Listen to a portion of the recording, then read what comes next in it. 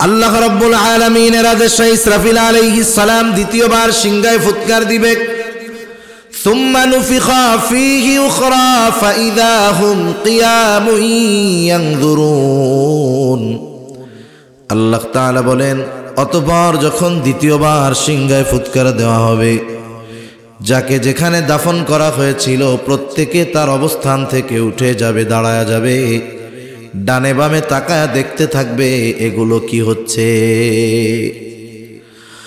আলমে বরজখে সবাই যে শান্তিতে থাকবে বিষয়টা এমন নয়। আলমে বরজখে কেউ মানুষ কিছু আনন্দে থাকবে, কষ্টে থাকবে কিছু মানুষ। কারণ হাদিসের মধ্যে আসছে, কারো কবর হবে রাউদাতুম মিন রিয়াদিল জান্নাহ, কারো কবর হবে জান্নাতের বাগান, কারো কবর হবে জাহান্নামের একটা গর্ত।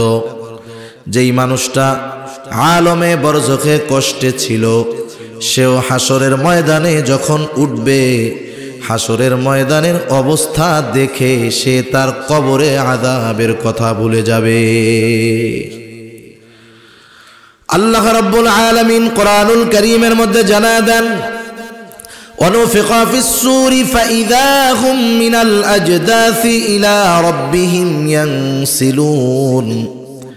আল্লাহ তাআলা বলেন, ونفخ في الصور, দ্বিতীয়বার সিংহায় ফুৎকার উদ্দেশ্য, এই দ্বিতীয়বার সিংহায় ফুৎকার পরে প্রত্যেকে তার অবস্থান স্থল থেকে জাগ্রত হয়ে যাবে, সবাইকে পুনরুত্থিত করা হবে, প্রত্যেকে উঠে যাবে। শুধু উঠবে তা নয়, ইলা রব্বিহিম ইয়ানসিলুন, প্রত্যেকেই তার রবের দিকে ছুটতে থাকবে। আল্লাহ রাব্বুল আলামিন জানায় দেন, তারা বলবে, ইয়া ওয়াইলানা মান বা'সানা মিন মারকাদিনা, হায় দুর্ভোগ, কে আমাদের অবস্থান স্থল থেকে জাগায় দিল, উঠায় দিল।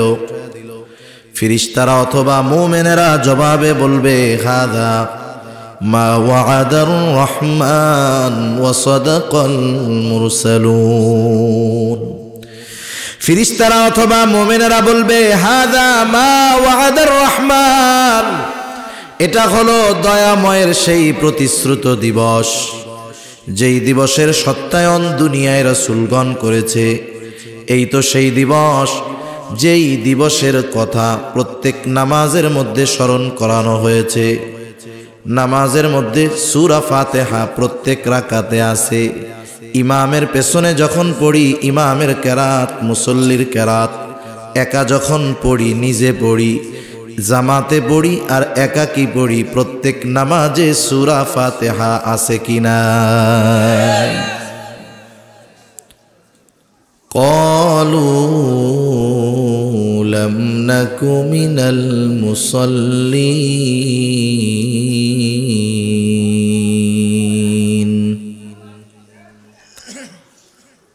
ওয়ালাম নাকু নুতঈমুল মিসকিনা ওয়া কুন্না নাখুযু মা'আল খাইদিন وَكُنَّا نُكَذِّبُ بِيَوْمِ الدِّينِ حَتَّى أَتَانَا الْيَقِينُ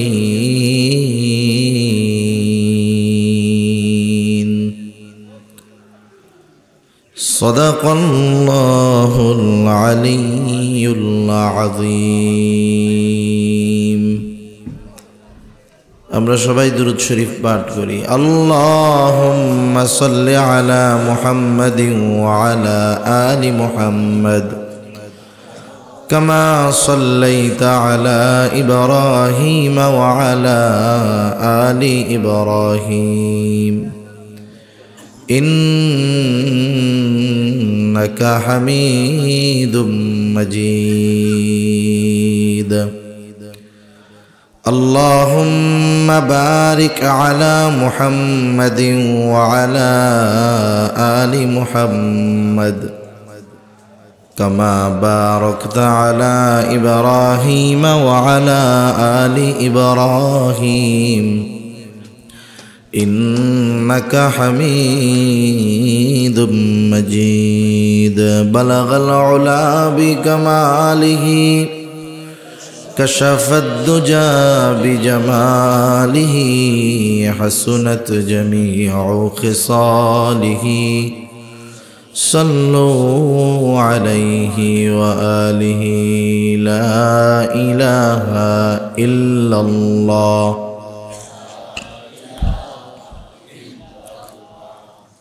لا إله إلا الله لا إله إلا الله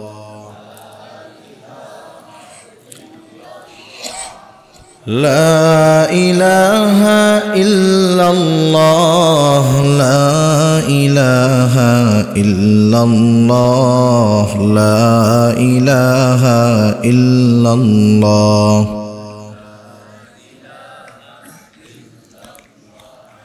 لا إله إلا الله محمد رسول الله صلى الله عليه وسلم আলহামদুলিল্লাহ ঐতিহ্যবাহী চাঁদপুর জেলার অন্তর্গত হাজীগঞ্জ থানাধীন মমিনপুর মুকুন্দসার নুরানি হাফিজিয়া ক্যাডেট মাদ্রাসা ও ইয়তিমখানার উদ্যোগে আয়োজিত 3 দিনব্যাপী তাফসিরুল কোরআন মাহফিলের দ্বিতীয় দিনের সম্মানিত শ্রদ্ধেয় সভাপতি, আমন্ত্রিত উলামায়ে কেরাম, সামনে উপস্থিত মুরব্বিয়ানে কেরাম, সমবয়সী যুবক বন্ধু, স্নেহের ছোট ভাই এবং পর্দার অন্তরালে অবস্থানরত সম্মানিত শ্রদ্ধেয় মা ও বোন, দয়াময় আল্লাহ রব্বুল আলামিনের দরবারে অগণিত শুকর যে মহান মালিক আমাদের হায়াতে বরকত দিয়ে সুস্থ রেখে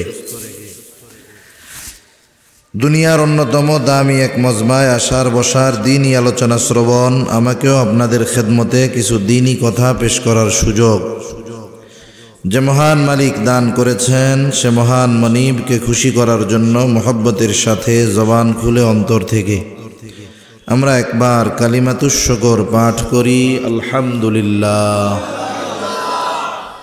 অগণিত দুরুদ ও সালাম সৈয়দুল আম্বিয়া, আশরাফুল আম্বিয়া, খাতামুল আম্বিয়া, বিশ্বনবী, শেষ নবী, শ্রেষ্ঠ নবী মুহাম্মদুর রাসূলুল্লাহ সাল্লাল্লাহু আলাইহি ওয়াসাল্লামের উপর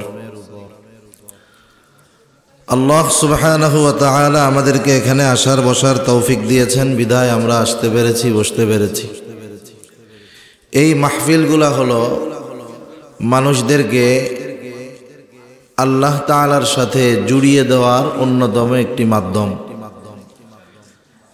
হয়তো আমি আপনাদের সামনে একদিন কথা বলতেছি, আপনারা শুনতেছেন, অনেকে বলতে পারেন হুজুর আসলে লাভটা কি হয়? অনেক মানুষের জীবনের পরিবর্তন এই দ্বীনি মাহফিলের মাধ্যমে হয়, ঠিক কিনা? অনেক অঞ্চল আছে যেসব অঞ্চলে আমাদের বাংলাদেশের মধ্যেও অমুসলিম এরা মাহফিলে আসে, শুধু তাই না, এরা যথেষ্ট পরিমাণ সহযোগিতা করে মাহফিলের জন্য।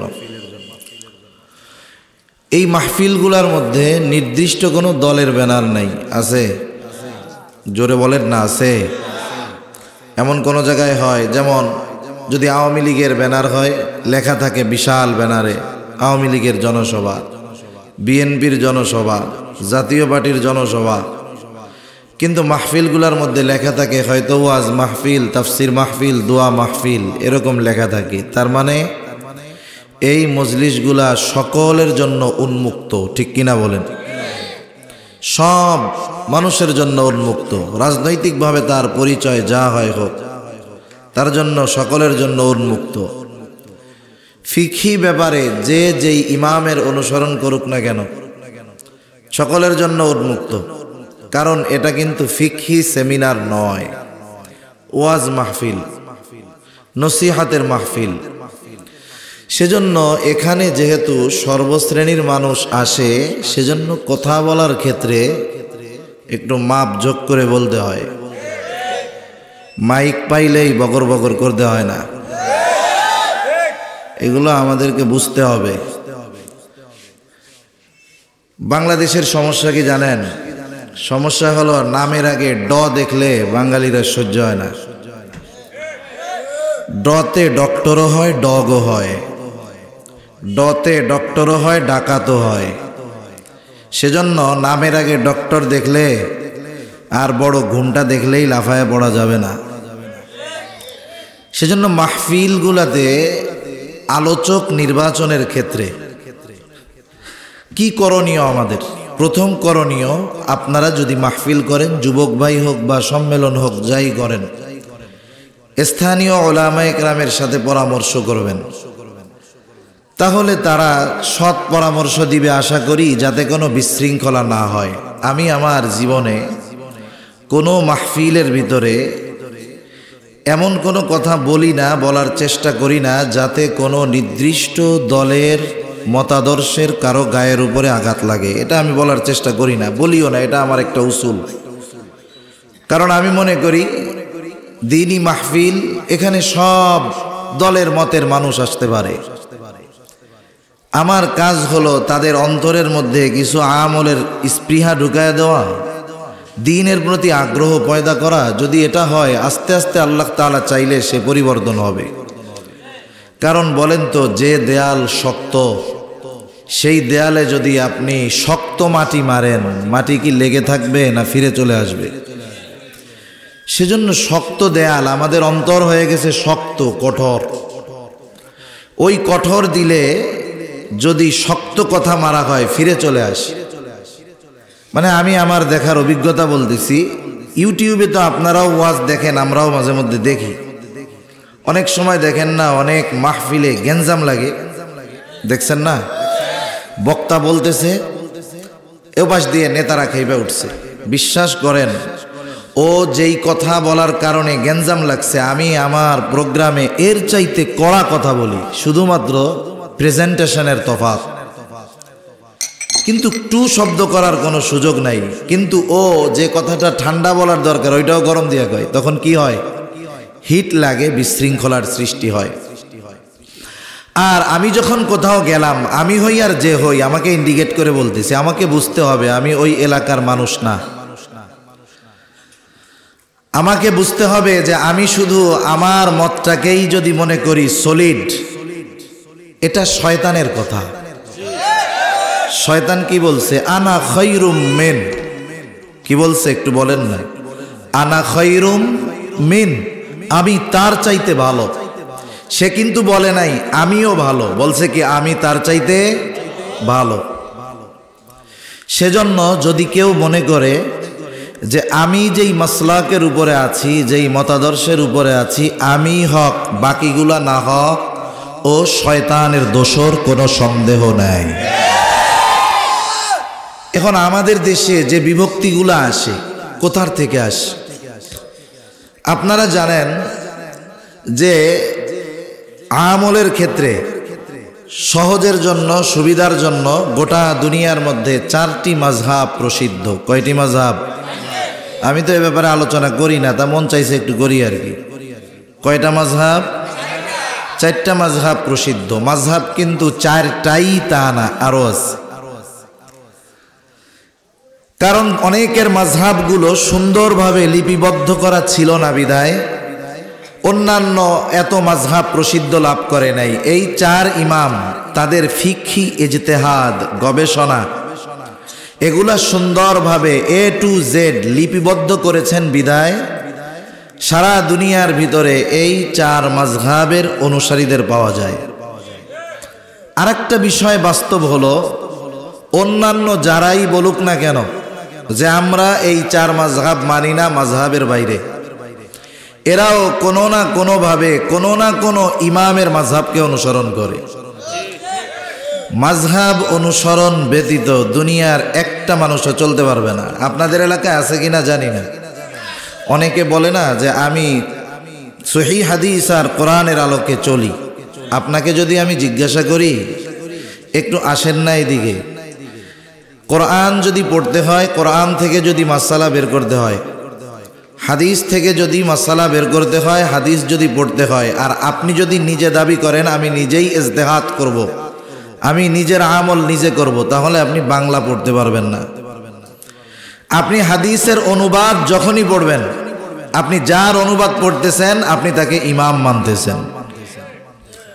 আপনি যখন বলেন যে অমুক শায়েখ বলছে, আপনি ওই শায়েখের তাকলিদ করতেছেন, তাকে অনুসরণ করতেছেন।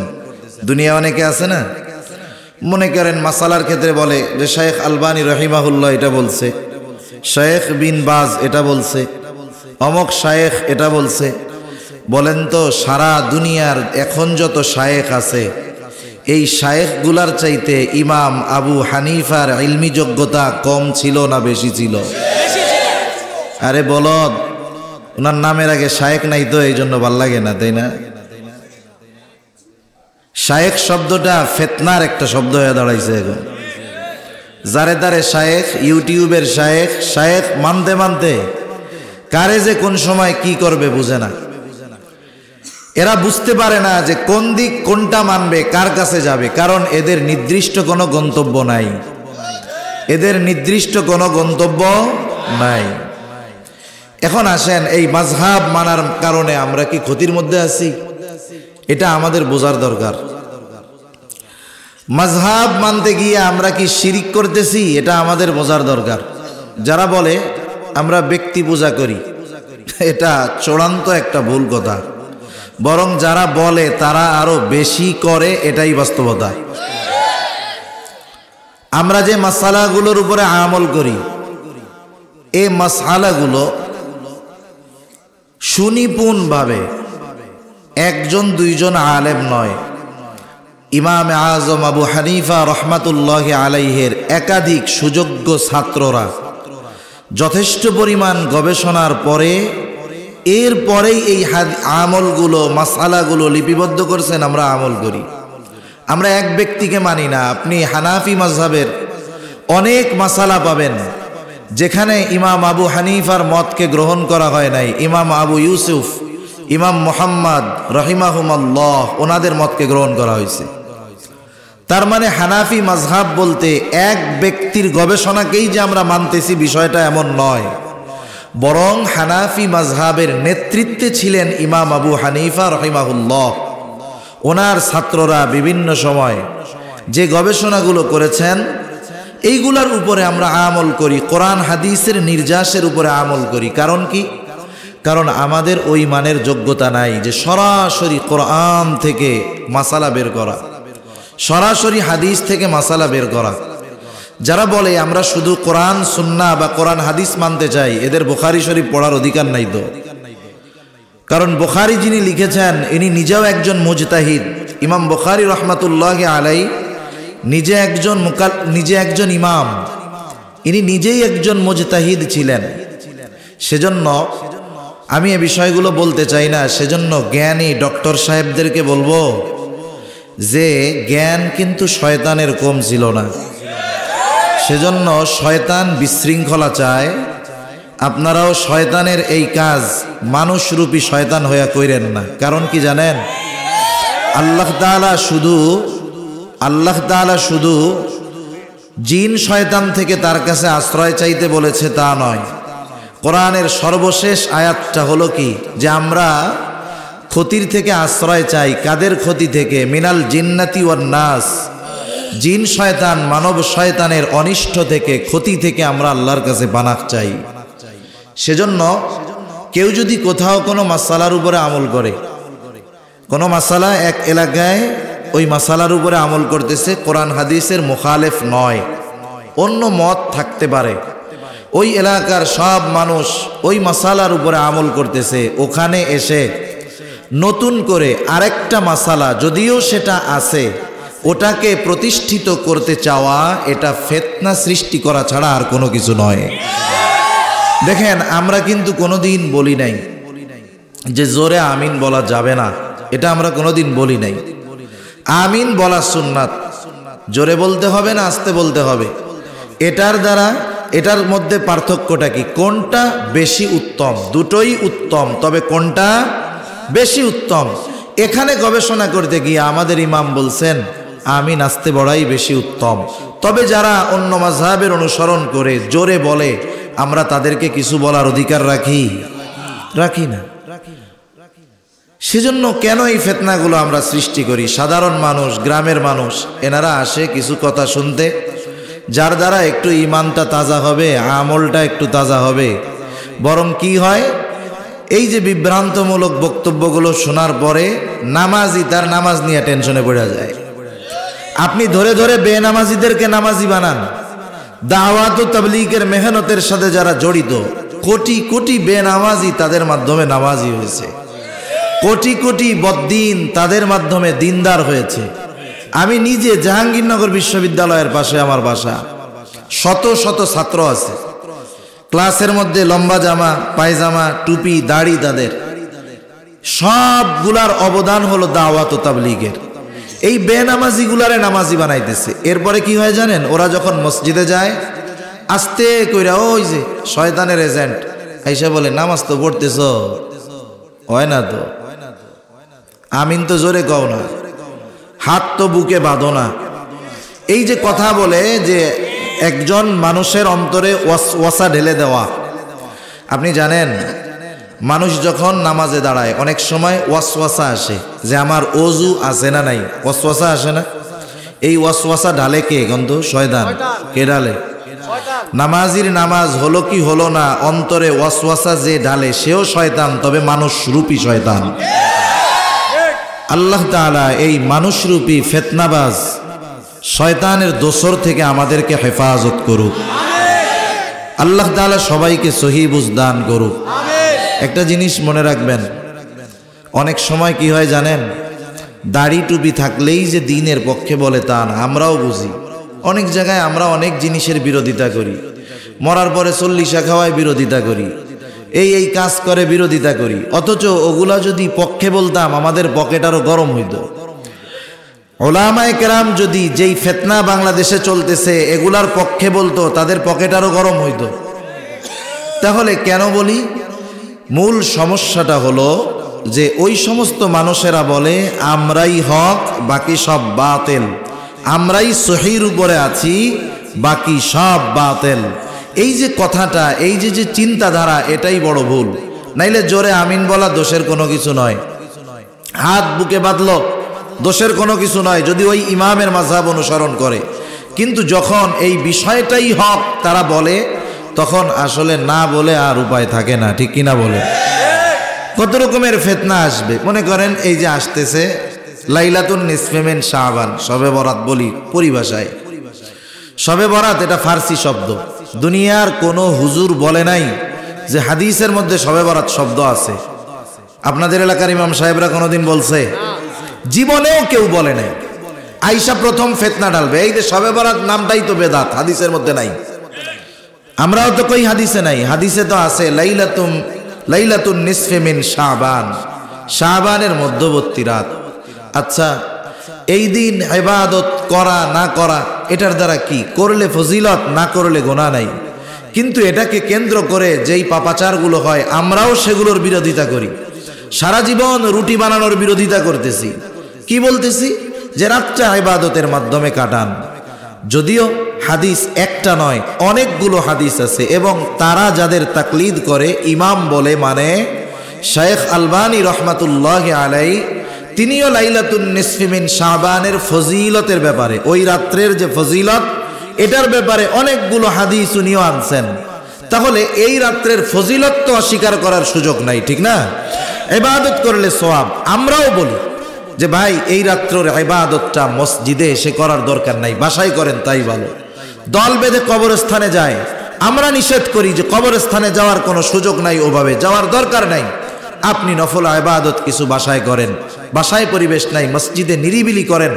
কিন্তু মানুষ ভুল করে, মানুষের ভুলের কারণে হাদিসে বর্ণিত একটি রজনীর ফজিলতকে অস্বীকার করা হাদিস অস্বীকার করার নামান্তর।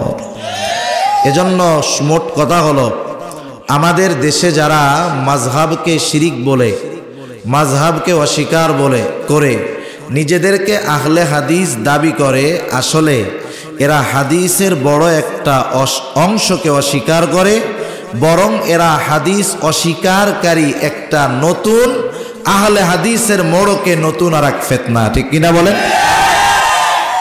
আচ্ছা, আহলে হাদিস কারা ছিল? এই কথাই শুধু কথা আসে। আহলে হাদিস বলা হতো মুহাদ্দিসিনদের, যারা মুহাদ্দিস ছিলেন। ইমাম বুখারী আহলে হাদিস ছিলেন, ইমাম তিরমিজি আহলে হাদিস ছিলেন, ওনারা আহলে হাদিস। কিন্তু এখনের আহলে হাদিস কে? যে টাকনুর নিচে প্যান্ট পরে ঘুরে বেড়ায়, এই আহলে হাদিস। এজন্য এসব বিষয় আমরা বাদ দেই। দিল দিয়ে দিনকে বুঝি, দিল দিয়ে দিনকে বুঝি, তাইলে সহি বুঝ আসবে। নাইলে পাঠক পড়ে পড়ে, ওই যে আমি খুব স্টাডি করি। একটা জিনিস মনে রাখবেন, একটা হলো জ্ঞানের প্রশস্ততা, আর একটা হলো জ্ঞানের গভীরতা। আপনারা অনেকে গেছেন কিনা আমি জানি না, যদি উত্তরবঙ্গে কেউ সফর করে থাকেন, উত্তরবঙ্গে গেছেন দু একজন, কেউ যমুনা ব্রিজ পাড়ি দিয়েছেন। উত্তরবঙ্গে শীতকালে গেছেন, শীতের সময় কি দেখেন? ওইটারে নদী মনে হয় না খাল মনে হয়? পুরা চর আর চর, 4 কিলোমিটার শুধু চর আর চর। বর্ষার সময় গেলে দেখবেন প্রশস্ত এক নদী, কিন্তু সিজন শেষ, হেঁটে যমুনা নদী পাড়ি দেওয়া যায়। একটা হলো প্রশস্ত, জ্ঞানের প্রশস্ততা, আর একটা হলো জ্ঞানের গভীরতা। সিলেটে একটা নদী আছে, সুরমা নদী। নদীটা বেশি চওড়া না। কয়েকদিন আগে গেলাম, জিজ্ঞাসা করলাম গভীরতা কত হাত? বলে হুজুর 25 হাতের কম হবে না। নদী কিন্তু প্রশস্ত নয়, তবে গভীরতা আছে। সেজন্য মানুষ পড়লে জ্ঞানের প্রশস্ততা হতে পারে, কিন্তু দিল দিয়ে যে বোঝে তার জ্ঞানের মধ্যে গভীরতা থাকে। সেজন্য জ্ঞানের গভীরতা অর্জনের জন্য ওস্তাদের কাছে যাইতে হয়, আর ওস্তাদের কাছে গেলেই তো ওস্তাদের মানা লাগলো। সেজন্য বিষয়টা আমাদের কারোর সাথে দ্বন্দ্ব, ফিতনা, মারামারি এসব আমরা চাই না, এসব আমরা পছন্দও করি না, বলতেও চাই না। তবে যে কাজগুলো করে মুমিনের অন্তরে ওয়াসওয়াসাগুলো ঢেলে দেওয়া হচ্ছে, এ কাজগুলো ভালো না। আপনাদের যদি এতই মন চায় মাযহাব পৃথিবী থেকে মুছে দিবেন। একজন তো একবার ইউটিউব একটা ভিডিওতে দেখতেছে যে ইনশাআল্লাহ 2020 সালের হরে দি বাংলাদেশ কেন গোটা দুনিয়ার মধ্যে মাযহাব বলি কিছু থাকতো না, আছে না? বুঝতে হবে, ইমাম আজম আবু হানিফার ব্যাপারে ওরা জানে না। ওনার তাকওয়া, ওনার জ্ঞান, ওনার যোগ্যতা সম্পর্কে যদি জানতো, ওরা এ কথা বলতো না। ওরা বলে, দেখেন, ওরা বলে না ইমাম আবু হানিফা রহমাতুল্লাহি আলাইহি বলছে ইযা সাহহাল হাদিস ফাহুয়া মাযহাবি। এই কথা বললেই কিন্তু আগে খোঁচা মারে আর কি। ইমাম আবু হানিফাও তো বলছে সহিহ হাদিস পাইলে এটা আমার মাযহাব। এই নিজে বলেছেন ইমাম আবু হানিফা, এটা ওনার উদারতা, এটা ওনার দুর্বলতা নয়। ওরা মনে করে দুর্বলতা, এটা ইমাম আবু হানিফার উদারতা, যে ওনার জ্ঞানের প্রশস্ততা, দিলের প্রশস্ততা কত বেশি, এটা বোঝার দরকার। উনি কতটা পরহেজগার মানুষ, কতটা মুত্তাকি। এজন্য আগে ওনাকেও পড়ার দরকার আছে। কারণ আপনি আমি একজনের কথা মানব কখন? যখন তার প্রতি আমার আস্থা হবে, তার সম্পর্কে আমার জানা হবে। এজন্য আমরাও ইমাম আবু হানিফাকে পড়বো, ওনার জীবনী পড়বো, তাহলে বুঝতে পারবো যে লোকটা কোন মর্যাদা সম্পন্ন লোক। তা আমার অনুরোধ গোটা বাংলাদেশের ওলামায়ে কেরামের কাছে, বিশেষ করে যারা আওয়াম ময়দানে আমরা কথা বলি, আমরা এমন কোনো কথা না বলি যার দ্বারা মানুষের মধ্যে বিশৃঙ্খলার সৃষ্টি হয়, মানুষের মধ্যে বিভ্রান্তির সৃষ্টি হয়। গ্রামের সহজ সরল মানুষ বোঝে না, সারা জীবন ইবাদত করে আসছে, হঠাৎ করে গিয়ে তারে বলে সারা জীবন জোরে আমিন কর নাই, নামাজ তো হয় নাই, কাম শেষ। এই যে ভীতি ঢুকাইয়া দিলাম আমরা, এই কাজগুলো মানুষের কাজ না, এগুলো ভালো মানুষের কাজ হতে পারে না। সেজন্য আমরাও ওয়াইজ নির্বাচনের ক্ষেত্রে এ বিষয়টা ওলামায়ে কেরামের সাথে পরামর্শ করব। একজন আসুক, সে যে মতের হোক, কিন্তু কথাটা এমন কথাগুলো বলুক যেগুলোর দ্বারা সমাজ উপকৃত হয়, যেগুলোর দ্বারা মানুষের আমলের প্রতি স্পৃহা পয়দা হয়। কিন্তু আমি যদি আমল করার পরে, আমার কথার পরে যদি আমলের ব্যাপারে সংশয় তৈরি হয়ে যায়, এটা আমাদের জন্য ক্ষতির কারণ। আল্লাহ তাআলা সবাইকে বুঝবার তৌফিক দান করুন, সকলে বলি আমিন। আমি আপনাদের খেদমতে পবিত্র কোরআনুল কারীমের সূরা মুদ্দাসসির থেকে কয়েকটা আয়াত তিলাওয়াত করেছি। আল্লাহ তাআলার কাছে তৌফিক চাই, আল্লাহ তাআলা কিছু কথা আমাকে আপনাদের খেদমতে বলার সুযোগ করে দেন, যে কথাগুলো আমাদের সবার দুনিয়া এবং আখিরাতের জন্য কল্যাণকর হয়। সম্মানিত উপস্থিতি, এ দুনিয়াতে আমরা কেউ থাকবো না, আমাদের সবাইকে চলে যেতে হবে। এই মুহূর্তে যারা দুনিয়ার মধ্যে আছে, আজ থেকে 100 বছর পর আমাদের কেউ দুনিয়াতে থাকবে না, এ কথা মোটামুটি বলা যায়। আমরা সবাই দুনিয়া থেকে চলে যাব। আমাদের দুনিয়ার থেকে পরবর্তী গন্তব্য হবে আলমে বরজখ। আলমে বরজখে আমরা দীর্ঘকাল অবস্থান করব, তবে অনন্তকাল নয়। এক সময় আলমে বরজখের অবস্থানও শেষ হয়ে যাবে। আল্লাহ সুবহানাহু ওয়া তাআলা কুরআনুল কারীমের মধ্যে আমাদেরকে জানায় দেন। আল্লাহ তাআলা বলেন, ওয়ানুফিখা ফিস-সূর فصعق من في السماوات ومن في الأرض إلا من شاء الله ثم نفخ فيه أخرى فإذا هم قيام ينظرون الله رب العالمين বলেন, সিংহায় ফুৎকার দেওয়া হবে। প্রথমবার সিংহায় ফুৎকার দেওয়ার পর ফাসাইকা মান ফিস সামাওয়াতি ওয়া মান ফিল আরদি ইল্লা মান শাআল্লাহ। আল্লাহ রাব্বুল আলামিন যা চান, যেগুলো চান সেগুলো ছাড়া আসমান জমিনের মাঝে যা কিছু আছে, প্রথমবার সিংহায় ফুৎকারের পর সব অজ্ঞান হয়ে যাবে। মুফাসসিরিনে কেরাম বলেন, প্রথমে অজ্ঞান হবে, এরপরে তাদের মৃত্যু ঘটবে। আল্লাহ রাব্বুল আলামিনের আদেশে ইসরাফিল আলাইহিস সালাম দ্বিতীয়বার আরেকটা সিংহায় ফুৎকার দিবে। তবে দুইবার সিংহায় ফুৎকারের মধ্যে ব্যবধান কত সময়ের?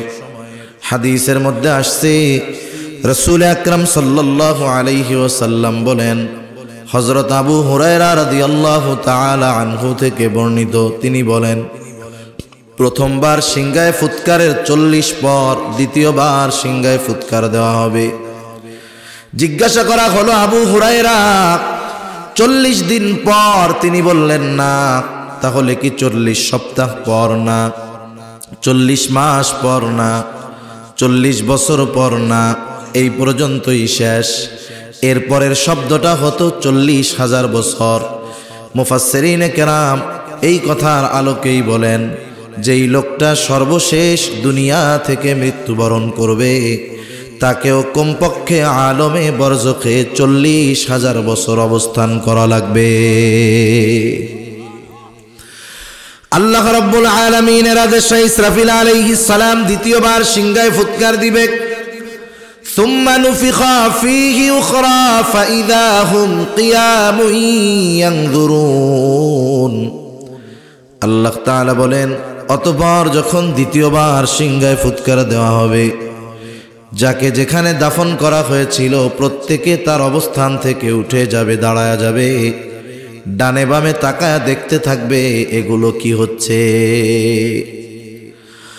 আলমে বরজখে সবাই যে শান্তিতে থাকবে বিষয়টা এমন নয়। আলমে বরজখে কেউ মানুষ কিছু আনন্দে থাকবে, কষ্টে থাকবে কিছু মানুষ। কারণ হাদিসের মধ্যে আসছে, কারো কবর হবে রাউদাতুম মিন রিয়াদিল জান্নাহ, কারো কবর হবে জান্নাতের বাগান, কারো কবর হবে জাহান্নামের একটা গর্ত।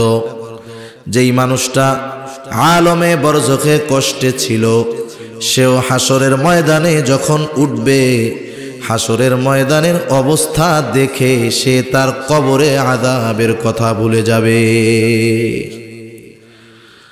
আল্লাহ রাব্বুল আলামিন কুরআনুল কারীমের মধ্যে জানায় দেন, ওয়ানুফিখা ফিস-সূরি ফাইযা হুম মিনাল আজদাসি ইলা রাব্বিহিম ইয়ানসিলুন। আল্লাহ তাআলা বলেন, ওয়ানুফিখা ফিস-সূর, দ্বিতীয়বার সিংহায় ফুৎকার উদ্দেশ্য, এই দ্বিতীয়বার সিংহায় ফুৎকার পরে প্রত্যেকে তার অবস্থান স্থল থেকে জাগ্রত হয়ে যাবে, সবাইকে পুনরুত্থিত করা হবে, প্রত্যেকে উঠে যাবে। শুধু উঠবে তা নয়, ইলা রাব্বিহিম ইয়ানসিলুন, প্রত্যেকেই তার রবের দিকে ছুটতে থাকবে।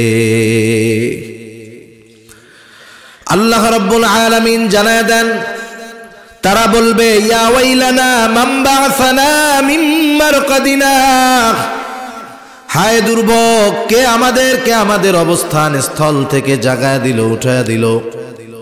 ফেরেশতারা অথবা মুমিনেরা জবাবে বলবে, হাযা মা ওয়া'আদার রহমান ওয়া সাদাকাল মুরসালুন।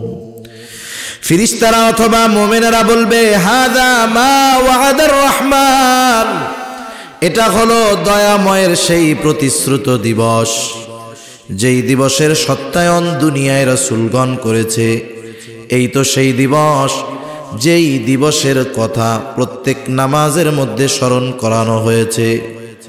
নামাজের মধ্যে সূরা ফাতিহা প্রত্যেক রাকাতে আছে। ইমামের পেছনে যখন পড়ি ইমামের কেরাত, মুসল্লির কেরাত, একা যখন পড়ি, নিজে পড়ি, জামাতে পড়ি আর একাকী পড়ি, প্রত্যেক নামাজে সূরা ফাতিহা আছে কিনা? আছে। ইমাম যখন পড়বে ইমামের পেছনে তখন ইমাম পড়বে, একা যখন পড়ব আমি নিজে পড়ব। তার মানে প্রত্যেক নামাজের প্রতি রাকাতে সূরা ফাতিহা লাগে, আছে। আমি এই জায়গায় আবার ফিকহি আলোচনা আছে, আমি ওইদিক যাব না, আর দরকার নাই তো। সূরা ফাতিহা নামাজের পিছনে পড়তে হবে। সূরা ফাতিহা না পড়লে নামাজ হয় না, বলে না যে সূরা ফাতিহা না পড়লে নামাজ হয় না। এই হাদিসটা ব্যাখ্যার দাবি রাখে। স্পষ্টভাবে বললে আর এক হাদিসকে অস্বীকার করা লাগে, শাব্দিক অনুবাদ করলে। এখন বলেন, যদি কেউ বলে এই কথা যে ইমাম মুক্তাদি উভয়কেই সূরা ফাতিহা পড়তে হবে, সূরা ফাতিহা যদি না পড়ে নামাজ হবে না, তাহলে অনেক হাদিস অস্বীকার করা হয়ে যায়। যেমন একজন মানুষ ইমামকে রুকু অবস্থায় পাইল, ইমামের সাথে যদি সে রুকু পায় তাহলে তার ওই রাকাত ধরা হবে। মনে করেন ইমামকে যদি রুকু অবস্থায় পায়, সূরা ফাতিহা পড়ার টাইম আছে, কোন সময়, হ্যাঁ যদি পড়তেই হয় কোন সময় পড়বে? হাদিসের মধ্যে পড়ার কোনো টাইম আছে? তার মানে কেউ যদি বলে ইমাম মুক্তাদি উভয়কেই সূরা ফাতিহা পড়তে হবে নাইলে নামাজ হবে না, তাইলে ওই যে নবীজির হাদিস যে রুকু পাইল সে রাকাত পাইল, এটা অস্বীকার করতে হবে। এইরকম একটা বিষয়কে যদি একটার জন্য নির্দিষ্ট করে দেওয়া হয় তাহলে একটা মানতে গিয়ে অনেকগুলো অস্বীকার করা হয়। এজন্যই বলছি যে আমাদের সমাজে যারা আহলে হাদিস দাবি করে, একটা মানতে গিয়ে অপরটাকে অস্বীকার করে হাদিস অস্বীকারীদের তালিকায় তাদের নামটা লেখায় নেয়, নিজেও বুঝতে পারে না। এই যে জটিল জটিল বিষয়গুলোর সহজ সমীকরণই ইমামে আজম আবু হানিফা রহমাতুল্লাহি আলাইহি দিয়ে দিয়েছেন। কোরআনের সাথে হাদিসের সমন্বয় এবং হাদিসের উপরে সবচাইতে বেশি আমল হানাফি ফিকহের অনুসরণ করলেই হয়। কোরআনের সাথে হাদিসের সাথে আমলের সাথে সামঞ্জস্যতা ফিকহে হানাফি যতটা রক্ষা করেছে অন্য কোনো মাযহাব পারে নাই। আর আহলে হাদিস এটা কোরআন মানলে হাদিস মানবে না, হাদিস মানলে কোরআন মানবে না, উল্টা পাল্টা হবেই। সেজন্য ইমাম আবু হানিফা কত সুন্দর, আল্লাহ তাআলা কোরআনুল কারীমের মধ্যে বলছেন, ফাইদা ক্রাতাল কোরআনা ফাসতামিউ লাহু ওয়া আনসিতুন, নাকি আছে না এরকম? যখন কোরআন তিলাওয়াত করা হবে তোমরা চুপ থাকো। তাইলে ইমাম যখন তিলাওয়াত করবে তোমরা চুপ কইরা ইমামেরটা শুনো। একা যখন পড়বা তখন সূরা ফাতিহা পড়ো, ইমামের পেছনে যখন পড়বা ইমাম সূরা ফাতিহা পড়বে। যদি এমনটাই হতো ইমামের পেছনেই সূরা ফাতিহা পড়তেই হবে নাইলে নামাজ হবে না, তাইলে হাদিসের মধ্যেও আসতো যে শুধু রুকু পেলে নামাজ হবে না, সূরা ফাতিহাও পুরা পড়া লাগবে। এ ধরনের অনেক সমস্যার সম্মুখীন আমাদেরকে হতে হবে যদি আমরা ওই ভাইদের কথাগুলো মেনে নিতে যাই। তা যাই হোক, সূরা ফাতিহা প্রত্যেক নামাজে আছে, তবে জামাতে যখন পড়ি ইমাম পড়বে, একা যখন পড়বো আমি নিজে পড়বো। সূরা ফাতিহার মধ্যে আমরা পড়ি মালিকি ইয়াউমিদ্দিন, বিচার দিবসের মালিক কে? আল্লাহ। হয়তো ইমাম স্মরণ করা দেয়, নাইলে আমি নিজে যখন নামাজ পড়ি নিজে স্মরণ করি। এটাই তো সেই দিবস যেই দিবসের কথা তোমাদেরকে প্রত্যেক নামাজেই স্মরণ করানো হতো। এটাই হলো সেই দিবস যাকে কোরআনের ভাষায় বলা হয় ইয়াউমুল হাসর। এটাই তো সেই দিবস যেই দিবসে মানুষের কর্মের পূর্ণ প্রতিদান দেওয়া হবে। এই জন্য নাম হলো ইয়াউমুল জাযা। আল্লাহ রাব্বুল আলামিন কোরআনুল কারীমের মধ্যে বলেন, ওয়া ইন্নামা তুওয়াফাউনা উজুরাকুম ইয়াওমাল কিয়ামাহ ফামান যুহজিহা আনিন নার ওয়া উদখিলাল জান্নাতা ফাকাদ ফাজ। আল্লাহ রাব্বুল আলামিন বলেন, কিয়ামতের দিন প্রত্যেককে তার কর্মের পূর্ণ প্রতিদান দেওয়া হবে। সেই দিন যাকে আগুন থেকে বাঁচানো হবে, জান্নাতে প্রবেশ করানো হবে, আল্লাহ তাআলা বলেন ফাকাদ ফাজ, সে সফল হয়ে যাবে। তার মানে সফল হলো সে জান্নাতে যাবে যে, ব্যর্থ হলো সে জাহান্নামে যাবে যে। ওই যে ইয়াউমুল হাসর, যেই দিন সকলকে একত্রিত করা হবে, ওই দিন আমি আপনি দুনিয়ায় যেই কর্ম করেছি তার প্রতিদান আল্লাহ তাআলা দিবেন।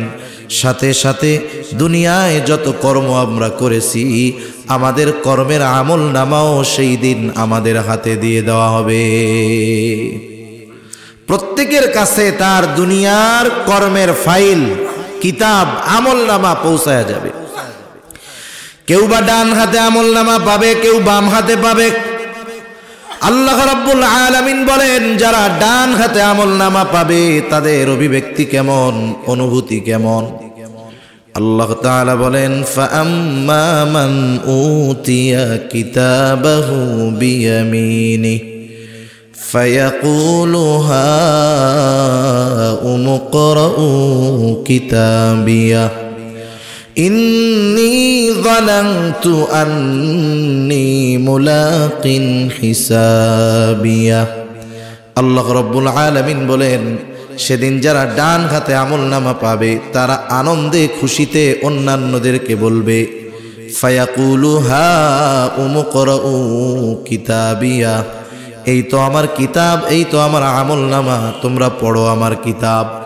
সে ডান হাতে আমল নামা পেয়ে সফল। কেমন যেন সে ডান হাতে আমল নামা পাবার কারণটাও বলে দিবে।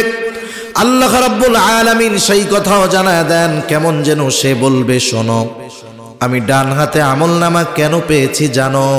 পাওয়ার কারণ হলো ইন্নী যানানতু আন্নী মুলাকিন হিসাবিয়া, কারণ আমি এই ব্যাপারে দৃঢ় বিশ্বাস রাখতাম যে আমাকে আমার দুনিয়ার কর্মের হিসাবের মুখোমুখি হওয়া লাগবে। এজন্য আমরা যারা দুনিয়ায় এই চিন্তা করি যে আমার দুনিয়ার প্রত্যেকটা কর্মের হিসাব আল্লাহর সামনে দেওয়া লাগবে, দুনিয়ায় এই চিন্তা যার যত বেশি, দুনিয়ার মধ্যে তার ভালো কাজ তত বেশি। ঠিক কিনা বলেন? আবার আর একদল বাম হাতে আমল নামা পাবে, ইচ্ছা করলেই বাম হাতে আমল নামা নিতে পারবে না। আমল নামা বুক চিরে তার হাতটাকে পেছন দিকে নেওয়া হবে আর বাম হাতের মধ্যে আমল নামা দেওয়া হবে। এইবার ওই লোকটার অভিব্যক্তি, বক্তব্য কেমন হবে? ওই লোকটা বলবে, ওয়া আম্মা মান উতিয়া কিতাবাহু বিশিমালি ফায়াকুলু ইয়া লাইতানি লাম উতা কিতাবিয়া ওয়া লাম আদরি মা হিসাবিয়া। আল্লাহ রাব্বুল আলামিন বলেন, বাম হাতে যে আমল নামা পাবে সে বলবে, ইয়া লাইতানি লাম উতা কিতাবিয়া, হায় আমার দুর্ভোগ, আমি যদি এই কিতাব না পাইতাম কতই না ভালো হতো। ওয়ালাম আদরি মা হিসাবিয়া, আমি যদি আমার হিসাবটা না জানতাম কতই না ভালো হতো। মোট কথা হলো, ডান হাতে যিনি আমল নামা পাবেন তিনি জান্নাতি, আর বাম হাতে যিনি আমল নামা পাবেন পাপের কারণে অবশ্যই তাকে জাহান্নামের শাস্তি ভোগ করা লাগবে। আল্লাহ রাব্বুল আলামিন সেই কথাই বলেন, কুল্লু নাফসিন বিমা কাসাবাত রাহিনা ইল্লা আসহাবাল ইয়ামিন। আল্লাহ তাআলা বলেন, প্রত্যেকে তার কর্মের নিকটে দায়বদ্ধ। মুফাসসিরিনে কেরাম বলেন, এখানে উদ্দেশ্য হলো প্রত্যেকটা পাপী তার পাপ কর্মের কারণে জাহান্নামের মধ্যে আবদ্ধ থাকবে। কারণ মানুষ যেই কর্ম করে সেই কর্মের পাওনা পাওয়াটা তার জন্য লাজেম হয়ে যায়। এই জন্য পাপী তার পাপ কর্মের কারণে জাহান্নামের মধ্যে আবদ্ধ থাকবে, আটক থাকবে। ইল্লা আসহাবাল ইয়ামিন, তবে যারা ডান হাতে আমলনামা পেয়েছে তারা নয়। কারণ ডান হাতে যারা আমলনামা পাবে তারা জান্নাতি। জান্নাতে যাওয়ার আগ পর্যন্ত হাসরের ময়দানে সকলে চিন্তিত ভীত থাকবে। জান্নাতে যাবার পর আর কারো কোনো চিন্তা নাই, কারণ সেখানে শুধু সালাম, শান্তি আর শান্তি। তাফসিরে ইবনে কাসিরের মধ্যে আসছে জান্নাতি জান্নাতে যাবার পর দুনিয়ার সব পরিচিত মানুষদেরকে সে খুঁজতে থাকবে। একটু বুঝে থাকলে বলেন তো, সবাইকে খুঁজবে জান্নাতি জান্নাতে গিয়ে, যাদের সাথে দুনিয়ায় পরিচয় ছিল, কিন্তু জান্নাতে গিয়ে সে কি পরিচিত সবাইকে পাবে? পাবে না। আল্লাহ রাব্বুল আলামিন জান্নাতি আর জাহান্নামীদেরকে দেখা এবং কথাবার্তার ব্যবস্থা করে দিবে। জান্নাতীরা জাহান্নামীদের দেখবে, জাহান্নামীরা জান্নাতীদেরকে দেখবে। জান্নাতি যখন জাহান্নামের মধ্যে দেখবে তার প্রিয়জন, আপনজন, পরিচিত জন, দুনিয়ার মধ্যে একসাথে চলতো, চলাফেরা করতো, এরা জাহান্নামের শাস্তি ভোগ করতেছে আর সে জান্নাতের মধ্যে আছে। এই দৃশ্য দেখবার পর জান্নাতি তার নেয়ামতের কৃতজ্ঞতার মাত্রা আরো বাড়ায়া দিবে। সে বলবে, আল্লাহ, আপনি যদি আমার প্রতি দয়া না করতেন তাহলে আমাকেও হয়তো তাদের সাথে আজকে জাহান্নামের মধ্যে থাকা লাগতো। আপনি দয়া করেছেন, এই জন্য দ্বীনের উপরে চলতে পারছি, এই জন্য আজকে জান্নাতে আসতে পারছি। জাহান্নামী ও জান্নাতীকে দেখবে। জাহান্নামী যখন জান্নাতীর দিকে তাকায় দেখবে, হায় রে, আমার পরিচিত জন, আমার বন্ধু জান্নাতে নাজনে আমত ভোগ করতেছে। তার মধ্যে আফসোস পয়দা হবে, আফসোস। কারণ আফসোস মানুষের কষ্টের মাত্রাকে বাড়ায়া দেয়। এমনিতেই তো কষ্ট, শাস্তির কষ্ট, আরো এই দৃশ্য দেখার পরে যখন তার আফসোস বেড়ে যাবে, তার কষ্টের মাত্রাটা বেশি অনুভব হবে। এইবার শুধু দেখা নয়, আল্লাহ তাআলা কথার ব্যবস্থাও করে দিবে। কারণ জান্নাতীদের মন জানতে চায় এই মানুষগুলো কোন কারণে জাহান্নামে গেল। আল্লাহ রাব্বুল আলামিন সেই কথাই বলেন, ফি জান্নাতি ইয়াতাসাআলুনা আনিল মুজরিমিন। জান্নাতীরা পরস্পর মুজরিম, পাপী, জাহান্নামীদেরকে জিজ্ঞাসা করবে, তাদের থেকে জানতে চাইবে, মা সালাকাকুম ফি সাকর, কোন জিনিস, কোন কারণে তোমরা জাহান্নামে আসলা। জান্নাতীরা জাহান্নামীদেরকে প্রশ্ন করবে। এইবার জাহান্নামীরা তাদের জাহান্নামে যাওয়ার 4টি কারণ বলবে। কয়টা কারণ? 4টি কারণ। এখানে একটা প্রশ্ন আছে যে আমরা তো এখনো দুনিয়ার মধ্যে আছি, এখনো কোথায় আছি? দুনিয়ায় আছি।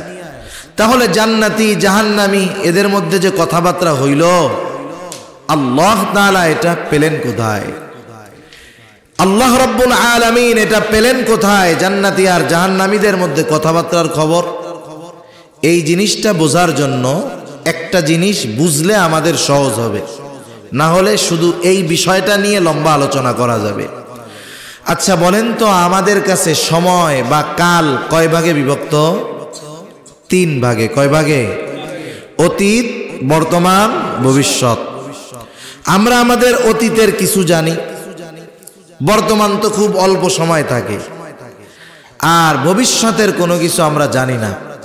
আমাদের কাছে সময়টা 3 ভাগে বিভক্ত, কিন্তু আল্লাহ তাআলার কাছে সময়, কারণ উনি তো সময়ের স্রষ্টা, ওনার কাছে সময় 3 ভাগে বিভক্ত নয়, ওনার কাছে সময় সব বর্তমান। তাহলে আমাদের কাছে যেটা ভবিষ্যৎ সেটা আল্লাহ তাআলার কাছে বর্তমান, আমাদের কাছে যেটা অতীত ওটাও আল্লাহ তাআলার কাছে বর্তমান। সেজন্য কি হবে না হবে সব আল্লাহ তাআলা জানেন। এতটুকু জেহেনে রাখলে যথেষ্ট। এবার জাহান্নামীরা তাদের জাহান্নামে যাওয়ার কারণগুলো বর্ণনা করবে। আমরা শুধু কারণগুলো শুনবো, শোনার মধ্যে, জানার মধ্যে সীমাবদ্ধ রাখবো না, বরং কথাগুলো শুনে আমলে পরিণত করার চেষ্টা করব। আমরা শুনি কিন্তু আমল করি কম, কারণ আমলের নিয়তে আমরা শুনি না, আমরা আমলের নিয়তে শুনব। মনে করেন একটা লোকের হাতের মধ্যে একটা ছোট ঘা হয়েছে, ঘা চিনেন তো আপনারা? ঘা সাধারণভাবে গ্রামের মানুষ ছোটখাটো ফোড়া ঘা এগুলাকে কোনো গোনাই ধরে না, চিন্তা করে যে হায় রে উঠছে, ওইটা 10 দিন পরে এমনিই সেরে যাবে। আর যদি ডায়াবেটিস না থাকে কোনো টেনশন নাই। এবার 10 দিন পার হয়ে 1 মাস, 2 মাস, 3 মাস, 4 মাস, ঘা সারে না। বলেন তো এখন ওই লোকটার মাথার মধ্যে টেনশন আসবে কি আসবে না? চিন্তা করবে কি রে সারে না কেন? মনে করেন হাজীগঞ্জ গেল, টেস্ট করাইলো, কোনো ফলাফল নাই। ওখান থেকে বললো যে ঢাকায় চলে যান। যাই হোক 6 মাস পর ঢাকা গেছে। ডাক্তার ভালো মতো ট্রিটমেন্ট করে বলতেছে যে শুনেন, এটা তো আর সাধারণ ঘা নাই, এটা ছিল আপনার ক্যান্সারের আলামত। ক্যান্সার একটা মরণ ব্যাধি রোগ। মানুষের যদি হয়, পরিপূর্ণভাবে যদি কেউ ক্যান্সারে আক্রান্ত হয়, সুস্থ অবস্থায় বেঁচে থাকা এটা অসম্ভবের মতো। আল্লাহ চাইলে সব সহজ। এই ধরনের রোগের আলামত থাকে খুব ক্ষুদ্র, যেটাকে মানুষ গণনাই করে না। এখন আপনি তো 6 মাস 1 বছর পার হয়ে গেছে, এটা তো এখন নর্মাল ঘা নাই, এর চারপাশ দিয়ে ক্যান্সারের জীবাণু ছড়ায় গেছে। এখন যদি আপনি হাত বাঁচাইতে চান তাইলে আঙ্গুল কাটতে হবে। বলেন তো আপনি কাটবেন না কাটবেন না? টাকা দিবেন, হসপিটালে থাকবেন, আঙ্গুল কাটবেন, সুস্থ হওয়ার পরে আবার আনন্দের সাথে বলবেন ডাক্তার কত ভালো, সুন্দরভাবে আঙ্গুলটা কাইটা দিছে, প্রশংসাও করবেন, অথচ আঙ্গুল একটা দিছে কাইটা। তার মানে হাত বাঁচানোর জন্য আঙ্গুল কাটতে আপনি আমি দ্বিধাবোধ করব না। ডাক্তার যদি বলে আপনার জীবন বাঁচাতে হলে গোটা হাত কেটে ফেলতে হবে, কি করব? আনন্দের সাথে টাকা দিয়ে হাত কাটাবো। তাহলে দেখেন, জীবন বাঁচানোর জন্য হাতের মায়া ত্যাগ করতে আমরা দ্বিধাবোধ করি না, কিন্তু জাহান্নাম থেকে বাঁচার জন্য দুনিয়ার কিছু মন্দ কাজ ত্যাগ করতে যদি আমাদের বলা হয়, আমরা গো ধইরা বসে থাকি যে যা হয় হোক, আমি এটা করবো না তো করবই না। এমন নয়, আমরা সবাই জাহান্নাম থেকে বাঁচতে চাই, কারণ সফলতা তো জাহান্নাম থেকে বেঁচে জান্নাতে যেতে পারলে, ঠিক কিনা বলেন? এটাই আসল সফলতা। এজন্য আমাদের এগুলোও জানার দরকার, জাহান্নামে কেন যাওয়া লাগবে। জাহান্নামীরা তাদের জাহান্নামে যাওয়ার 1 নাম্বার কারণ বলবে লাম নাকু মিনাল মুসাল্লিন, আমরা মুসল্লি ছিলাম না, মুসল্লি ছিলাম না। মুসল্লি কাকে বলে? সপ্তাহে 1 দিন মসজিদে হাজিরা দিলে সে মুসল্লি নয়। মুসল্লি তো মূলত সে যার অন্তরটা সবসময় নামাজের চিন্তায় বিভোর থাকে, যার অন্তর সর্বদা মসজিদের সাথে লাগোয়া থাকে। খাঁটি মুসল্লি যে তার অন্তর মসজিদের সাথে লাগোয়া থাকে, আর অন্তর যার মসজিদের সাথে লাগোয়া, নবীজি তার ব্যাপারে আলাদা ফজিলতের কথা বর্ণনা করেন। 1টা 2টা নয়, অনেকগুলো হাদিসের মধ্যে আসছে। নবীজি বলেন কিয়ামতের দিন সূর্যটা একেবারে নিকটে থাকবে, আল্লাহ তাআলার আরশের ছায়া ছাড়া কোথাও কোনো ছায়া থাকবে না। আল্লাহর আরশের ছায়ায় 7 শ্রেণীর মানুষ স্থান পাবে। এর মধ্যে 1 শ্রেণীর মানুষ হলো রাজুলুন কলবুহু মুআল্লাকুন বিল মসজিদ। আর এক বর্ণনায় আসছে রাজুলুন কলবুহু মুআল্লাকুন ফিল মাসাজিদ, অর্থাৎ ওই মানুষ আরশের ছায়ায় স্থান পাবে যার অন্তর সর্বদা মসজিদের সাথে থাকত। একটু বুঝে থাকলে জবাব দেন, বলেন তো যার অন্তর মসজিদের সাথে লাগোয়া সে কি নামাজ বাদ দিবে? সে তো প্রকৃত নামাজি হবে, নামাজি। এই জন্য আমাদেরকে নামাজি হতে হবে, মুসল্লি হতে হবে। মুসল্লি হলে শুধু যে পরকালের লাভ তা নয়। আমরা অনেক সময় বুঝি না, মনে করি শরীয়তের বিধিবিধান মানলে মনে হয় শুধু আখিরাতের লাভ, দুনিয়ার কোনো লাভ নাই। যারা ভাবে তাদের এই চিন্তাধারা ভুল। বরং কেউ যদি শরীয়তের পরিপূর্ণ হুকুম আহকাম মেনে চলে, তার দুনিয়ায়ও লাভ, আখিরাতেও লাভ। নামাজ পড়লে লাভ কি? নামাজ পড়লে দুনিয়ার অনেক লাভ আছে। দুনিয়ায় আমরা যার জন্য কষ্ট পরিশ্রম করি, নামাজ পড়লে সেটা পাওয়া যায়। আল্লাহ রাব্বুল আলামিন বলেন দুনিয়ার লাভ কি? আল্লাহ তাআলা বলেন ওয়া'মুর আহলাকা বিস-সালাতি ওয়াসতাবির আলাইহা লা নাসআলুকা রিজকা। আল্লাহ তাআলা বলেন তুমি তোমার অধীনস্থদেরকে নামাজের আদেশ করো, তুমিও তার উপরে অটল থাকো। মানে ঘরের মানুষদেরও মুসল্লি বানাও, তুমিও মুসল্লি হও। তাহলে লাভ কি? আল্লাহ রাব্বুল আলামিন বলেন বান্দা লা নাসআলুকা রিজকা, আমি তো তোমার কাছে কোনো রিজিক চাই না, বরং তুমি মুসল্লি, ঘরের মানুষ মুসল্লি, তুমি নামাজি, ঘরের মানুষ নামাজি। নাহনু নারযুকুকা, তোমরা সকলে নামাজি হওয়ার কারণে আমি আল্লাহ তোমাকে রিজিক দিয়ে দিব। এখানে একটা সূক্ষ্ম বিষয় আছে। অনেক সময় অনেকে বিভিন্ন জায়গা থেকে আমাদের বলে আর কি এরকম, হুজুর উপার্জন তো কম করি না, বরকত হয় না। প্রবাস থেকে অনেক ভাই বলে এরকম, মেসেজ দেয়, হুজুর উপার্জন তো অনেক করি, নামাজ কালাম পড়ি, কিন্তু বরকত হয় না তো। তা বললাম নামাজ কালাম তো পড়েন, ইনকামও ভালো করেন, আপনার ঘরের মানুষ যারা, আপনার অধীনস্থ যারা, এরা কি নামাজ পড়ে? তখন বলে পড়তে বলি হুজুর, ঠিক মতো পড়ে না। এই আয়াতের আলোকে এটা বোঝা যায় যে আপনি দিনদার, নামাজ কালাম পড়েন, চাকরি বাকরি ব্যবসা করতেছেন, আপনার ঘরের মানুষ কিন্তু নামাজি না। ওরা নামাজি না হওয়ার কারণে আপনার রিজিকের মধ্যে আল্লাহ তাআলা সংকীর্ণতা দিবে। আর যদি তারাও নামাজি, আপনিও নামাজি, এর বরকতে আল্লাহ তাআলা আপনার আমার রিজিকের মধ্যে বরকত দিবে। সুবহানাল্লাহ। সেজন্য আমি নামাজি যদি হই, ঘরের মানুষ যদি নামাজি হয়, দুনিয়ারও লাভ, আখিরাতেরও লাভ, জাহান্নাম থেকে বাঁচা যাবে। এর চাইতে বড় লাভ আর কি হতে পারে? সেজন্য আমরা নামাজি হব, ঘরের মানুষদেরকেও নামাজি বানাবো। 2 নাম্বার কারণ জাহান্নামীরা জাহান্নামে যাওয়ার, তারা বলবে ওয়ালাম নাকু নুতঈমুল মিসকিন, আমরা মিসকিনদেরকে খাবার দিতাম না। সাধারণভাবে মানুষ যদি মানুষকে খানা খাওয়ায়, এটা ফজিলতের কাজ। রাসূল আকরাম সাল্লাল্লাহু আলাইহি ওয়াসাল্লামের কাছে একজন লোক আসছে, আসার পরে জিজ্ঞাসা করতেছে আইয়ুল ইসলামি খাইর, ইসলামের মধ্যে সর্বোত্তম কাজ কোনটা? নবীজি নামাজের কথা বলেন নাই, হজের কথা বলেন নাই। নবীজি বললেন শোনো, তুতঈমুত তাআম ওয়া তাকরাউস সালাম আলা মান আরাফতা ওয়া মান লাম তারিফ, তুমি মানুষকে খানা খাওয়াও আর পরিচিত অপরিচিত সবাইকে বেশি বেশি সালাম দাও। সেজন্য সাধারণভাবে খানা খাওয়ানো ফজিলতের কাজ। আপনি গরিব মানুষ, কথার কথা, কোটিপতিরে খাওয়াইছেন, কিন্তু আল্লাহর জন্য, অন্য কোনো স্বার্থে নয়। এই খানা খাওয়ানোর মধ্যেও ফজিলত আছে। নবীজি এখানে কোনো স্তর বিন্যাস করেন নাই। সুতরাং আমরা যদি ধনী হোক, গরিব হোক, পরিচিত হোক, অপরিচিত হোক, দেশি হোক, বিদেশি হোক, আল্লাহর জন্য খানা খাওয়াই, তাহলে ওই খানা খাওয়ানোর মধ্যে ফজিলত আছে। কিন্তু আমরা যদি স্বার্থের জন্য খানা খাওয়াই, দুনিয়ার স্বার্থের জন্য, এ খানা খাওয়ানোর মধ্যে কোনো ফজিলত নাই। সাহাবায়ে কেরাম মানুষদেরকে আল্লাহর সন্তুষ্টির জন্য খানা খাওয়াইতেন। এই কাজটা আল্লাহ তাআলার কাছে এত পছন্দনীয় হয়েছে, আল্লাহ তাআলা তাদের এই কাজের কথা কোরআনে জানায়া দিয়েছেন। তারা খানা খাওয়ায় কি বলতো? তারা বলতো ইন্নামা নুতঈমুকুম লিওয়াজহিল্লাহ লা নুরিদু মিনকুম জাযাআন ওয়ালা শুকুরা।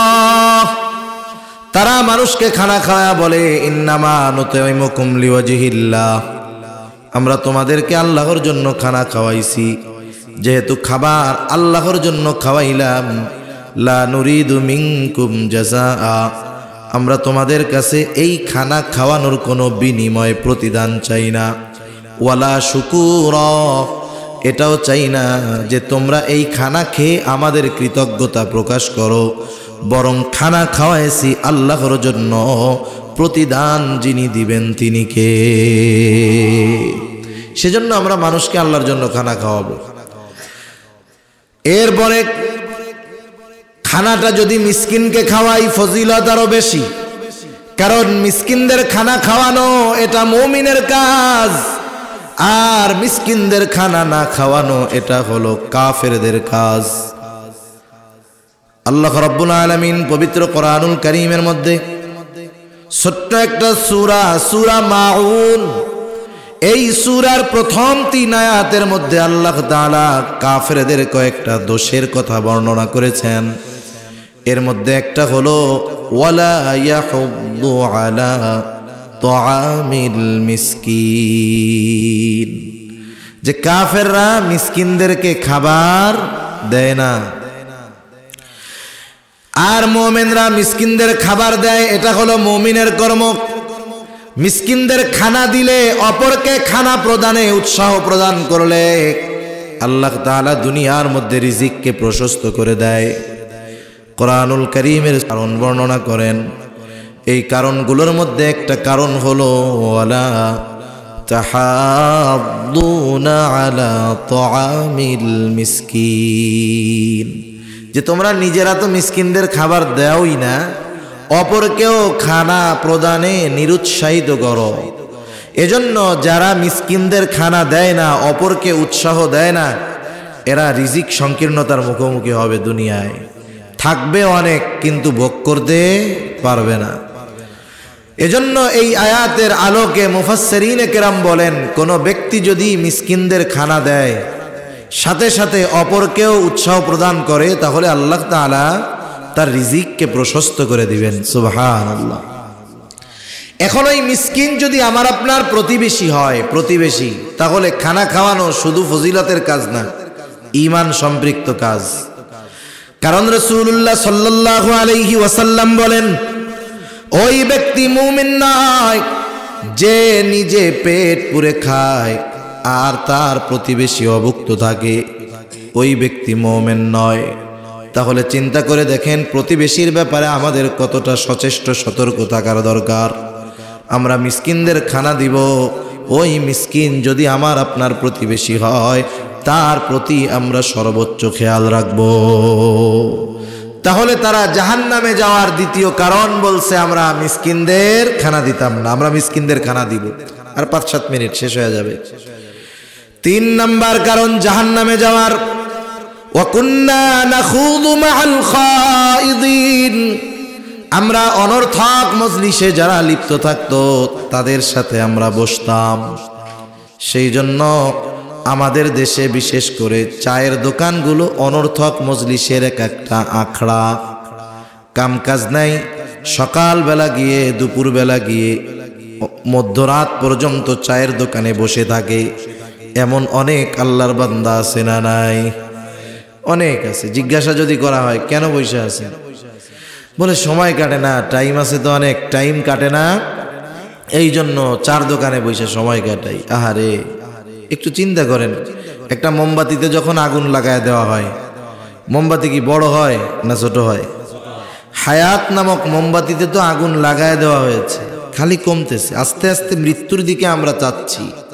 এই ফিলিংস, এই অনুভূতি আমাদের মধ্যে নাই। শয়তান এই চিন্তা আমাদের থেকে দূর করে দিচ্ছে। মরতে হবে, এটা হলো চিরন্তন সত্য। দুনিয়ার অনেক সত্য অনেক মানুষ বিশ্বাস করে না। যেমন আসমান জমিনের স্রষ্টা আল্লাহ, আমাদের স্রষ্টা আল্লাহ, এটা যে সত্য কোনো সন্দেহ আছে? এরপরেও এই সত্য কি সবাই বিশ্বাস করে? করে না। নাস্তিকেরা বিশ্বাস করে না, বিশ্বাস নিজেরা তো করে না, আমাদেরকে দিয়েও আবার করাতে চায়। এজন্যই তো বইয়ের মধ্যে লেখা দিতে চাচ্ছে, পাঠ্যপুস্তকে লিখে দিয়েছে যে মানুষ বানর থেকে পরিবর্তন বিবর্তনের মাধ্যমে এরপরে মানুষ হইছে। নাউজুবিল্লাহ। আর আমাদের স্রষ্টা আল্লাহ, এটা সত্য, অথচ এই সত্যটা দুনিয়ার অনেক মানুষ বিশ্বাস করে না। কিন্তু মাউত, মৃত্যু এমন একটা সত্য, একটা নাস্তিক দেখান যে অবিশ্বাস করে? আছে? এটা হলো ইউনিভার্সাল ট্রু, চিরন্তন সত্য, সন্দেহাতীত সত্য, কোনো ইখতিলাফ মতভেদ এই মৃত্যু নিয়ে নাই। অথচ এই সত্যটার ব্যাপারে আমরা সবচাইতে বেশি গাফেল।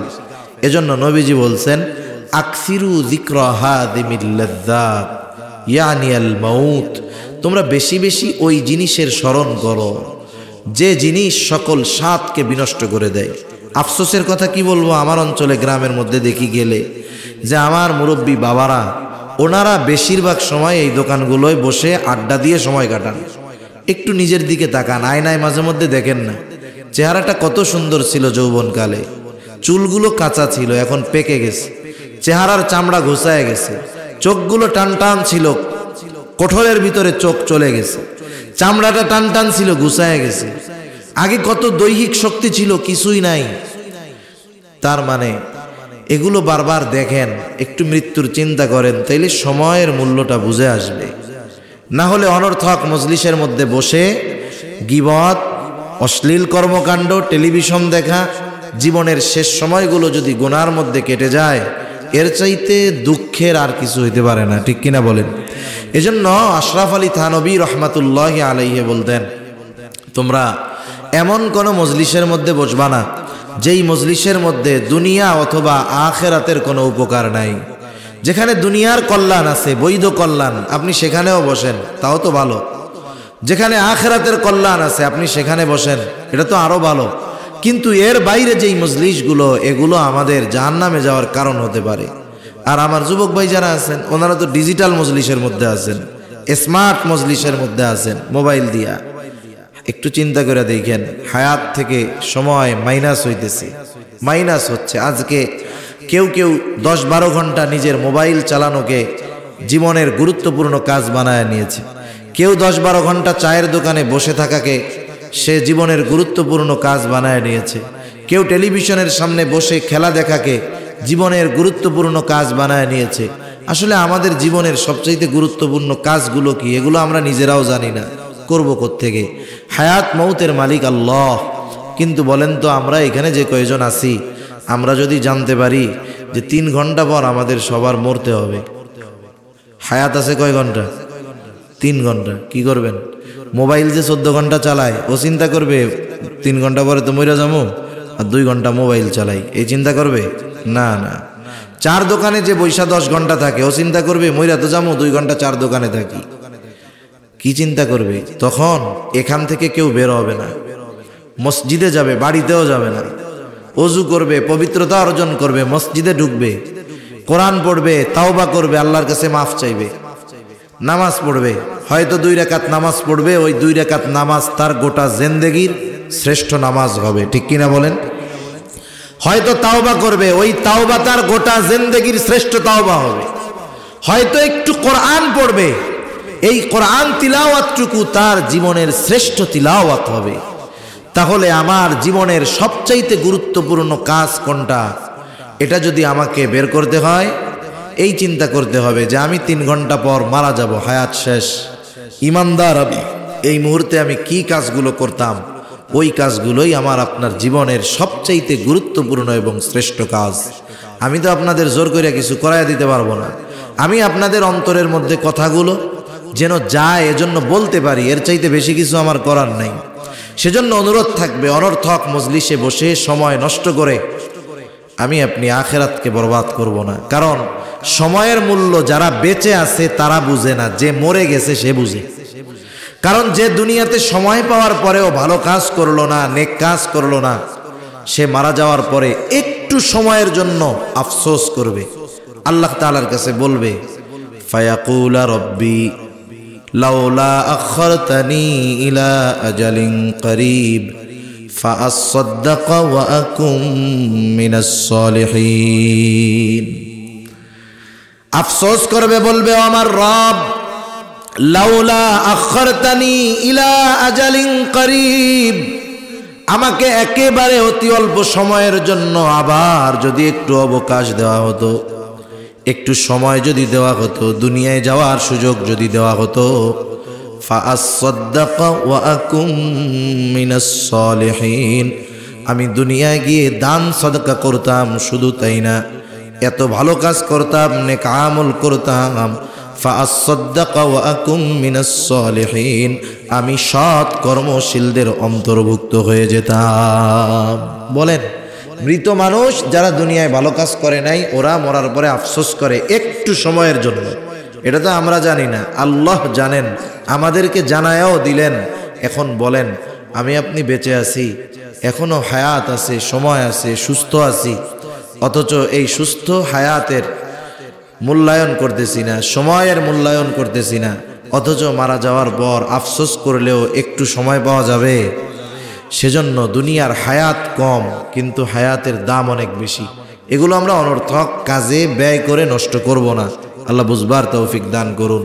4 নম্বর, তারা জাহান্নামে যাওয়ার কারণ ওয়া কুন্না নুকাযযিবু বিয়াউমিদ্দিন, যে আমরা কিয়ামতের দিবসকে অস্বীকার করতাম। পরকাল হলো এমন এক জিনিস, পরকালের বিশ্বাস যার মধ্যে যত বেশি, যত গভীর, দুনিয়ার মধ্যে তার চাল চলন আমল ভদ্রতা তত বেশি সুন্দর। কারণ ওই যে চিন্তা যে দুনিয়ায় হয়তো জবাবদিহিতা করা লাগবে না, কিন্তু কিয়ামতের মধ্যে তো জবাবদিহিতা করা ছাড়া কোনো, দেওয়া ছাড়া কোনো উপায় থাকবে না। এভাবে আখিরাতের বিশ্বাস অন্তরের মধ্যে দৃঢ়ভাবে গেঁথে নেওয়া। এভাবেই চলতেছে আমাদের দুনিয়া। নামাজ পড়ি নাই, মিসকিনদের খানা দেই নাই, অনর্থক মজলিসের মধ্যে সময় কাটাইলাম, কিয়ামতের প্রতি অবিশ্বাসী ছিলাম। এভাবে চলছে দুনিয়া। হাত্তা আতানাল ইয়াকিন, দৃঢ় সত্যের আগমন ঘটলো, মৃত্যুর আগমন ঘটলো, মারা গেলাম, বদআমলের কারণে জাহান্নামী হইলাম। আর আল্লাহ তাআলাও জানায় দেন ফামা তানফাউহুম শাফাআতুশ শাফিঈন। এই যে বাম হাতে আমল নামা পাইয়া এই কারণগুলোর জন্য যারা জাহান্নামে গেল, আল্লাহ তাআলা বলেন তাদের জন্য কোনো সুপারিশকারী নাই, তাদের ব্যাপারে কোনো সুপারিশ কবুল করা হবে না। সেজন্য সম্মানিত উপস্থিতি, আসলে মূল কথা হলো কি, যে দুনিয়ার মধ্যে মতভেদ মতাদর্শ থাকবে। যদি আরেকজনের মতটা কোরআন সুন্নাহর আলোকে হয়, সে যদি ওইটার উপরে চলে, আমারটাকে যদি সে নেগলেক্ট না করে, অস্বীকার না করে, সে চলতেছে, আমার তার সাথে গ্যাঞ্জামের কোনো দরকার নাই। দুঃখটা হলো তখন যখন নিজের মতকে প্রতিষ্ঠা করতে গিয়ে বাকিগুলোকে ধুয়ে মুছে সাফ করে দিতে চায়, তখন কথা না বলেও আর উপায় থাকে না। সেজন্য অনেক সময় আমরা বলি, কিন্তু আরেকটা বিষয় যে আমরা এই বিষয়গুলোর কারণে কোনো সময় কারোর সাথে দ্বন্দ্ব, খারাপ আচরণ করব না। আমাদের যদি নিজেদের মধ্যে কোনো প্রবলেম থাকে, সমস্যা থাকে, বিজ্ঞ উলামায়ে কেরাম আছেন যারা এই ইখতিলাফি মাসালাগুলোর বিষয়ে আলোচনা করেন। আপনারা আলাদাভাবে ফিকহি সেমিনার করবেন, সেখানে যার যে মত আছে প্রত্যেকেরটা উপস্থাপন করবে, তাহলে ফিতনা ফাসাদ হবে না। ওয়াজ মাহফিল, তাফসির মাহফিলের মধ্যে আমরাও চেষ্টা করি এইভাবে কথা বলা, যাতে মানুষ দ্বীনের পথে আসে। বেনামাজি যেন একটু জীবনটাকে বুঝতে শিখে যে আমার হায়াতটা কেন আল্লাহ দুনিয়ায় পাঠাইলেন, আমার কি করণীয়, এগুলো যেন মানুষের মধ্যে ঢুকে একটু পরিবর্তন হয়, এ চেষ্টাটা আমরা করি। আপনারা যদি কথাগুলো নেন, শুনেন, জীবন পরিবর্তন করেন, মসজিদমুখী হন, তাহলে আয়োজক কামিয়াব, যিনি আমল করলেন কামিয়াব, যিনি বললেন তিনিও কামিয়াব। আল্লাহ সুবহানাহু ওয়া তাআলা আমাদের সবাইকে কথাগুলো বুঝবার, আমল করবার তৌফিক দান করুন। সকলে বলি আমিন। যেহেতু আগামী দিনও মাহফিল আছে, আপনারা আসবেন, আপনাদের আত্মীয় স্বজন বন্ধু বান্ধবদেরকেও আসতে বলবেন। আল্লাহ সুবহানাহু ওয়া তাআলা যা কিছু কথা হলো, আল্লাহ তাআলা প্রয়োজনীয় কথাগুলো আমাদের সকলকে আমলে পরিণত করার তৌফিক দান করুন। আছে কিছু বলবে? আমরা দুরূদ শরীফ পড়ি। আল্লাহুম্মা সাল্লি আলা মুহাম্মদ ওয়া আলা আলি মুহাম্মাদিন কামা সাল্লাইতা আলা ইব্রাহিম ওয়া আলা আলি ইব্রাহিম ইন্নাকা হামিদুম মাজিদ। আল্লাহুম্মা বারিক আলা মুহাম্মাদিন ওয়া আলা আলি মুহাম্মাদ কামা বারাকতা আলা ইব্রাহিম ওয়া আলা আলি ইব্রাহিম ইন্নাকা হামিদ।